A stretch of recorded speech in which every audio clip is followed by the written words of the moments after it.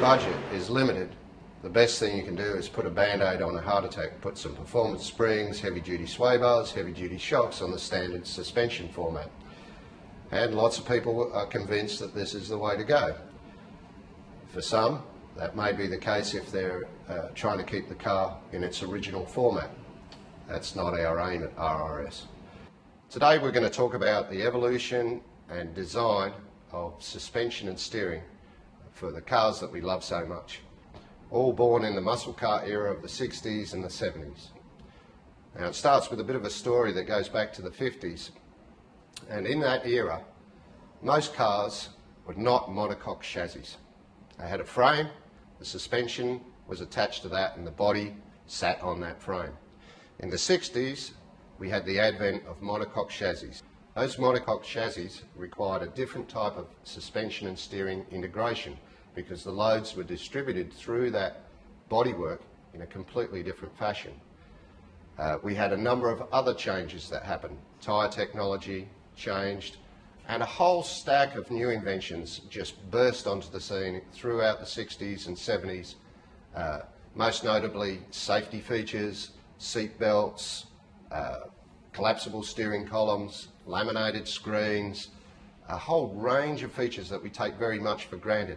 Even the standardisation of fitting a radio, a transistorised radio into a car, headrests, all sorts of things that we haven't seen that kind of proliferation of invention even in the past 2 decades.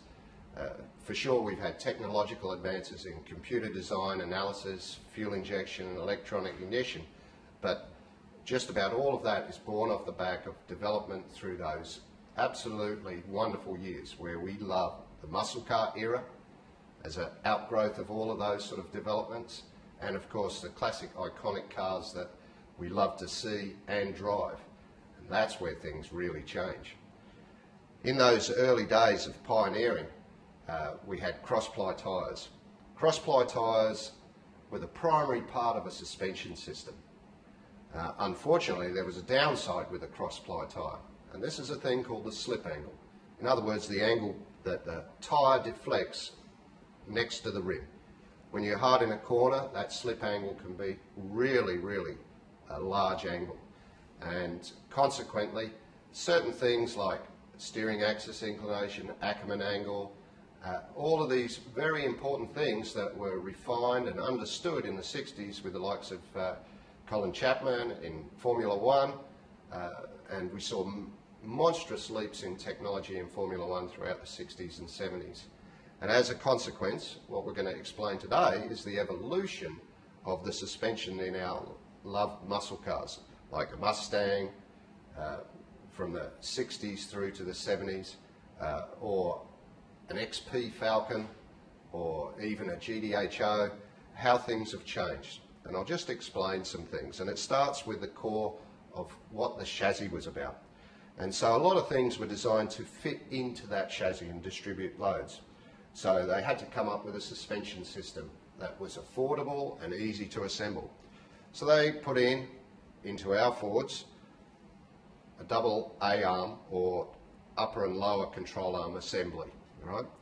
Now these had pros and cons in its era. The first thing was, with the cross-ply tyres, it was pretty compliant, so you could absorb most of the small bumps through the tyre. Nowadays, with modern radial tyres, and remember that they came in the late 70s, so things changed radically. We had the advent of radial tune suspension, which was a little bit of a joke in many ways because it was a bit of a band-aid on a heart attack as far as this old stuff is concerned. Now, one of the key things in changing to a stiffer tyre, particularly low-profile tyres, is that your response time or your reaction to road surface has to improve. These were very slow reacting systems. When you had a shock absorber mounted on a spring saddle and your spring pivoting on that, we've got a different motion ratio from the wheel to the spring. Now that motion ratio or leverage action on the spring means that this spring has to be huge to support the weight of the vehicle. nearly 2.25 times the vehicle's weight is in the poundage of this spring. And it can vary a lot more than that as well. Added to that, over a shorter range, this tiny little shock absorber that fits inside here, even with heavy duty ones, has to dampen this great big spring. Consequently, it has a limitation on how much it can control. What we all want now is a suspension system that is compliant, that's comfortable, sticks to the road, and handles like a beauty. So the most important thing is understanding what it takes to get to that point. And we've had so much technology that has changed over the years to make that possible. And RRS has been incorporating all the latest and greatest designs.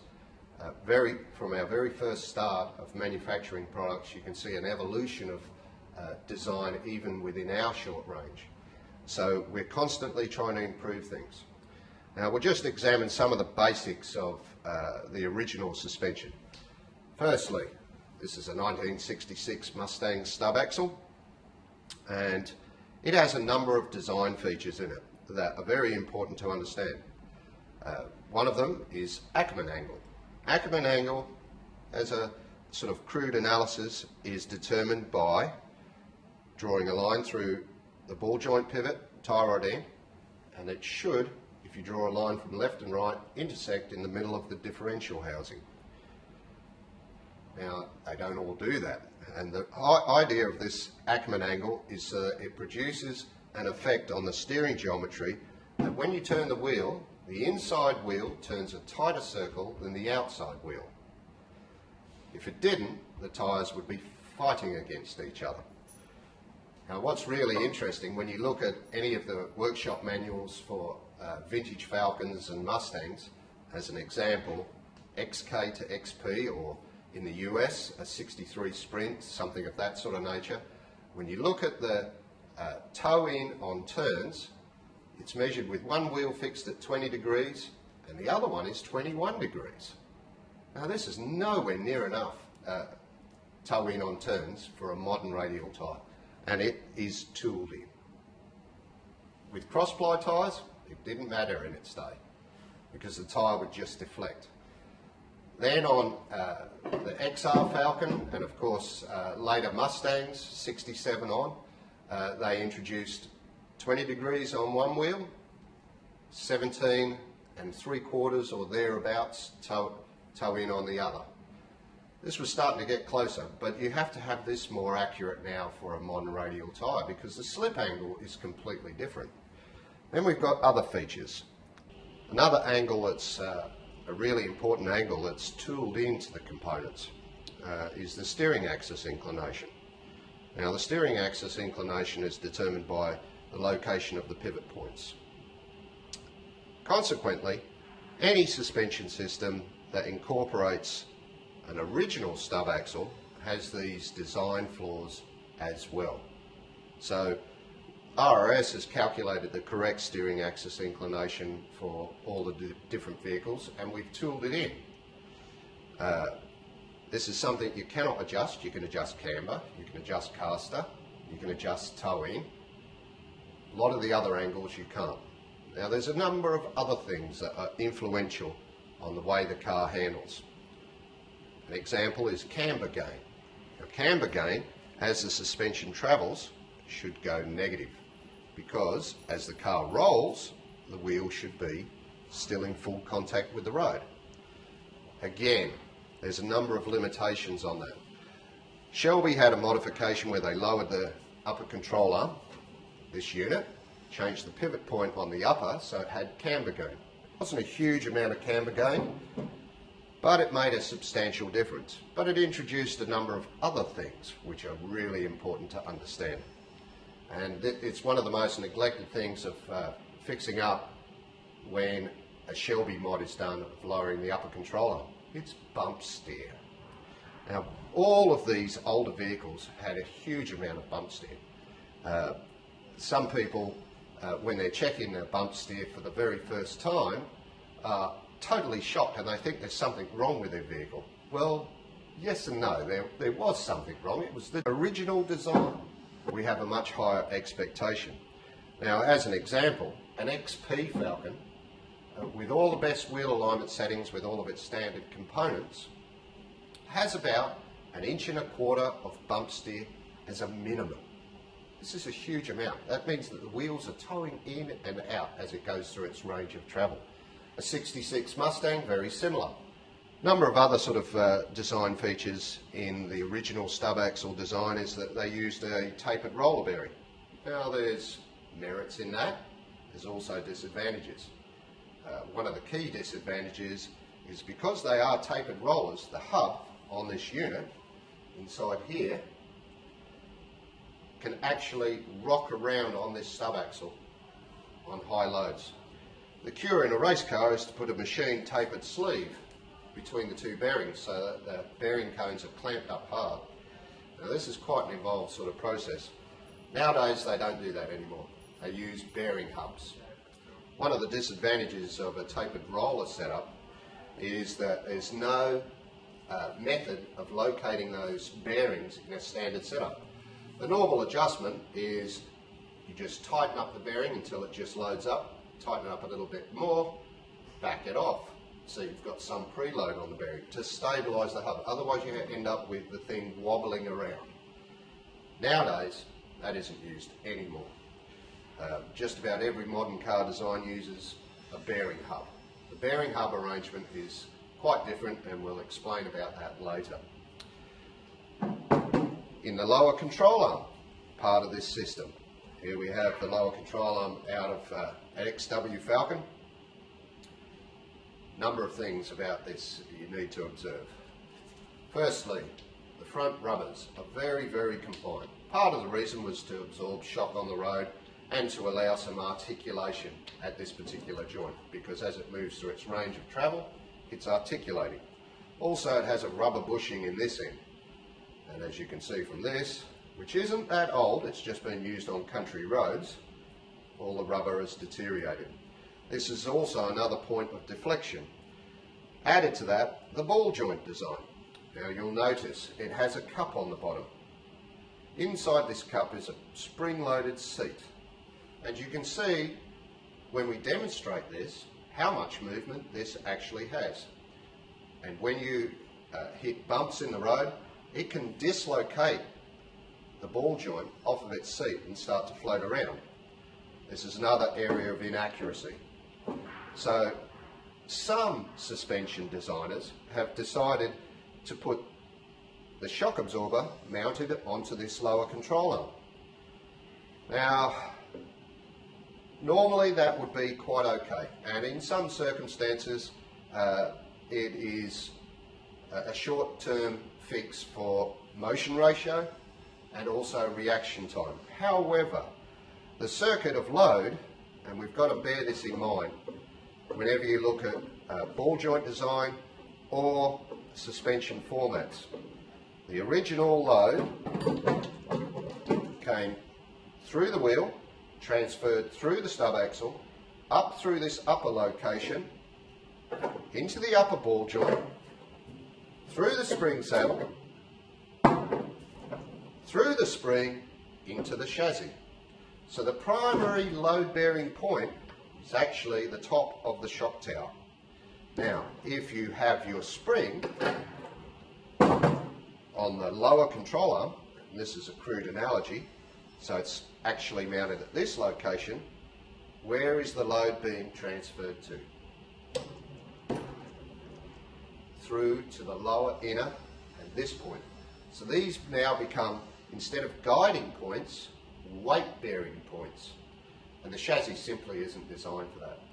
And unless you go to a major reconstruction of those chassis points, and you look at any suspension design that has its load bearing on the lower control arm, its weight load bearing, you'll find that the whole construction of that chassis is much, much more robust than a Falcon or a Mustang. So that's one area. Then you've got the connection of all of these points to the steering system. Now, in the steering system, there's an outer tie rod end with an original adjuster sleeve. This is a very crude design. a split sleeve that has clamps. Anybody who's fiddled with these knows that this is just such a pain. For one, trying to keep it looking neat and tidy, the other trying to adjust it, and invariably they all get knurled up and squashed out, and there's just simply better ways of doing it. Some of these caster rods have no provision for adjustment. They relied on shims, and again, when you look at some of these old rods, they're pretty deteriorated now because typically they're over 40 years of age. So they're not very good serviceable items, need to be replaced to make the car safe and to perform better. If you introduce adjustments on these things, you have to do it properly. You can't just turn a new thread onto this. You have to use the right materials. These tie rod ends connected to a drag link and to an idler arm. This is an original steering box out of a GTHO, 16:1. GTHO, handling option. Quite interesting in its day. And a steering box is an interesting animal to examine at any given point in time. Firstly, there was a number of connections to your steering wheel. In 1966 was the last year of what we call a hard shaft system, or a non-collapsible steering column. So it actually had a shaft that was a big solid shaft that went straight into the steering box. And of course, we no longer have that in any modern car. And the simple reason was, if you had a severe frontal impact, that steering shaft was a spear that went through your chest. So they introduced a collapsible steering column. The collapsible steering column was connected to the steering box by what we affectionately call a rag joint. This rag joint was a flexible coupling to take up chassis misalignment and also to allow for another cushioning effect between the steering, and consequently this is another rubbery feel to your handling option. This particular steering box is out of a GTHO. It had the quickest ratio in its day, 16:1, and which meant it had somewhere between 4 1/4 and 4 1/2 turns lock to lock. Modern cars are all below 3 turns lock to lock, and they also have a tighter turning circle, for the most part that is. And when you compare it to the feel of a modern Falcon, this is a horror to drive. It's heavy, non-power steered, and it's heavy to pick up as well. Modern rack and pinion systems are incredibly light by comparison. So we've got another feature inside this. It's called a worm and sector.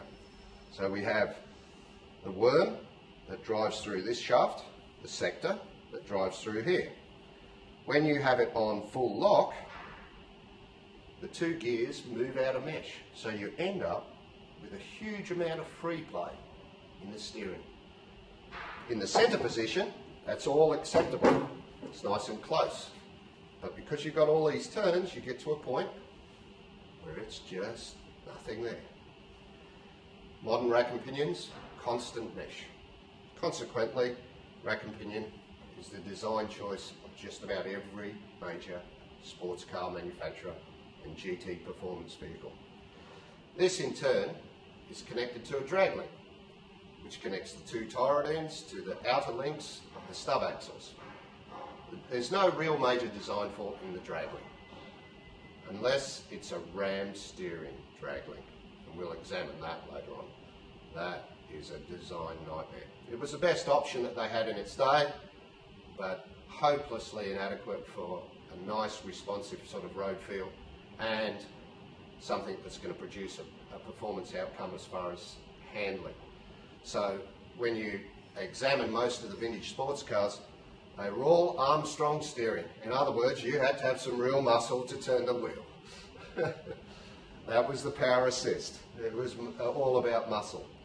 And I think to a large degree the muscle car era was on two levels: the muscular look of the cars and the muscular requirements to drive them. All of our expectations have changed because we drive modern cars. So what RRS is about using modern technology in the classic cars that we love so much to bring them into this new millennium so that we can have the best of both worlds. An iconic look with something that can corner carve like nobody's business, provide ease of comfort, a range of different settings so that you can adjust it for track, drag racing, whatever the application may be. Now, in all of these eras, we have a number of other features that integrate into this, and we've seen the adaptation of the most common type of, if you like, hot rod conversion, which is a Mustang 2 front end. Now, the Mustang 2 front end is another story altogether. Firstly, I'll explain that it's a monocoque chassis. When you put a Mustang 2 front end in, you are changing all of the chassis loading points. For instance, when you look at a Mustang where the steering box bolts up, it's on the widest part of the rail. And that's because there's a twisting, rolling action with the resistance to the road. It has to be distributed through that widest part of the rail. Then in turn, where the suspension load is carried, is through the upper part of the shock tower. It's distributed through the inner fender apron panel, through the guardrail edges, through the guards themselves, because it's a monocoque chassis. When you put a Mustang 2 in, you cut all of that away and you integrate all of the weight of the vehicle, all of the steering load into the narrowest part of the chassis rail. Now that's acceptable in a show car, in a vehicle that's going to be used for very limited sort of purposes, possibly drag racing, and it's quite acceptable if you go to a great deal of testing to check out the beaming and torsioning and integrate it into a monocoque chassis design. However, we've got a number of other design flaws with them, and you can check this out. I mentioned Ackerman angle. The angle between these 2 points that should intersect at the middle of the differential in the rear. When you have a front steer system, this Ackerman angle is generated by moving this point in that direction so that the angle goes through to that rear axle. Invariably, the original Mustang 2 have similar designs like the Tirana front end, HK, HG, Monaros, let me think of a couple of others, Cortina. These are all basically the Mustang 2 format, have absolutely dreadful Ackerman angles. Part of the limitation was they couldn't run this tie rod end location in the ideal spot because it interfered with the rim. Now we have big diameter rims, so it is possible to fix that problem. Camber gain can be a real major problem. Bump steer can be a real major problem. Putting an appropriate power assist can be a real problem. Track variation, which is another story altogether, and track variation needs to be demonstrated. Track variation is when you jack up the car and you watch the wheels at the very base on the ground, they're at a particular position. When you lower the car, they move in or out. That's track variation. On a 66 Mustang, that movement is about 3 inches. The track variation on a 67 model, whether it be a Falcon or a Mustang, improved dramatically. And you'd ask the obvious question, why did they make it such a way? You know, in the early XK to XP Falcons and 66 Mustangs with this massive track variation, you definitely don't want your wheels and tyres doing this action as it goes across the road. This is tracking the car all over the place. So what was the reason? The main reason was just a really simple one. The tyre technology of the day. It didn't really matter. As tyres improved, 67, 68, and the requirements of driving had greater demands, then people wanted a better track variation. They didn't want the car to track. So the design changed as consumer demand and expectation and tyre technology changed. So in the different types of formats of suspension, the Mustang 2 is an option. The problems with it can be fixed. The ride height can be set by mounting it in the chassis in the appropriate location. And it's just all about the choice of what you want as an outcome as far as your car is concerned. If you want a drag racer, I can see it as being an okay option. If you want a show car, I can see it as being an okay option. If you want the pinnacle of performance and handling, I think it's really limited. And it's, at the very best, you can patch it up. The pros and cons of a AA arm system to a strut front end. This has been hotly debated over the years. And in its original format, a strut front end, we're talking about in the 50s, because it was introduced by McPherson as a McPherson strut. It was used in old Anglias and some Zephyrs and things like that. It had some serious drawbacks. It used to bind under braking, so it would limit the steering feel. That's a thing of the past, no longer occurs, simply because of the design within the strut legs themselves. There's double glacier bearings in high performance struts now. There is no bind issue. And you can see that with the most common usage of the strut front end in rally cars. This is a vindication of that design. Now, a AA arm system has all sorts of merits. However, when you look at a NASCAR, a supercar, the design format of that suspension means a major redesign of the chassis. Formula One, IndyCar, all have AA arms, but they're incredibly long arms with a very small range of travel. So in the design parameters of what you're looking for is reaction time, camber gain, correct relationship of roll centre to centre of gravity, which there was no consideration in all of these systems. An ideal thing that you can tool into the vehicle, which is some height gain in a corner, in other words, anti-roll, so you can back off on sway bar. This can be tooled in, and I'll explain that later on when we examine steering spindles versus bearing hubs and so on and so forth. None of those things have been incorporated into the Mustang II front end. We have another suspension format where it produces a coilover, and a coilover is definitely better than this type of system. But it's mounted to the lower control arm. This affects the chassis. It also incorporates old technology of using the original stub axle, which has some major shortcomings in it. However, that suspension system for the budget conscious is a good alternative. If you want to go to the next level, you replace all of this tooling with components that are tooled out of the best types of materials with the best possible design features that'll cover all of the expectations that you want to have in your muscle car or your vintage Falcon, so that you can drive with the best of them. Now, the facts of the matter are that all of these are different choices determined by budget, because you cannot buy a Rolls Royce if you only have a Hyundai budget. So you have to determine what you want and what you can get with your budget. One of the key things, though, is not wasting money.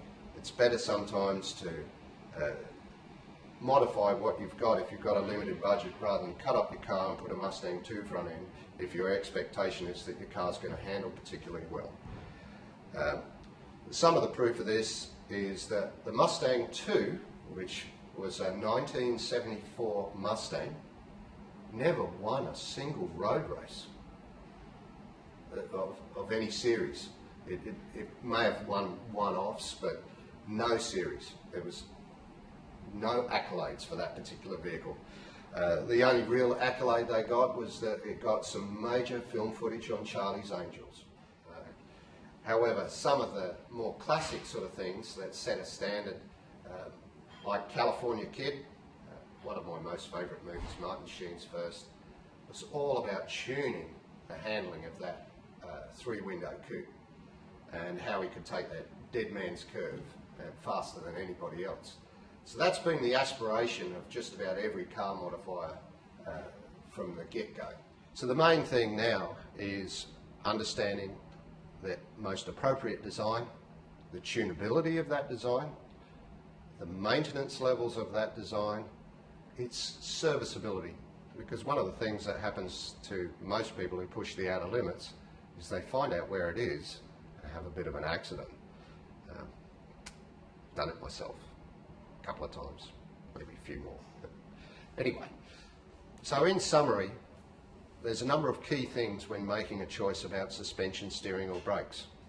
It's important for any car builder when he's making the choices of what suspension, brakes, steering he's going to put into his car, that this has a holistic effect that's integrated into the monocoque chassis. When you make these choices, there's a whole stack of design parameters. It's drivability, it's ease of maintenance, it's ease of fitment, its durability, and its performance outcomes. And all of these things are what RRS is focused on.